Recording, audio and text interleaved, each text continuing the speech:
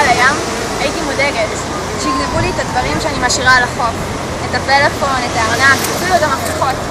אבל עכשיו כשיש לי פאוץ' ים, אני יכולה להכניס את הכל בפנים איתי, להיכנס עם זה לים, שום דבר לא יקרה לבד. אני מכניסה את הפלאפון, את הארנק, את המפתחות. אפשר להכניס עוד דברים אם אתם רוצים, זה גדול. יש פה 3 סגירות, אני סוגרת סגירה ראשונה. סגירה שנייה. וסגירה שלישית, זה בעצם 3 רוחסנים. מקבלת. סוגרת.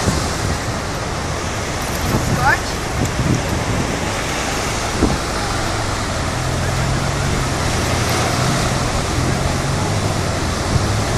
סוגרת אותו עליי. ונכנסת לים. אז תהנו, כדאי לכם גם, פאוץ' ים.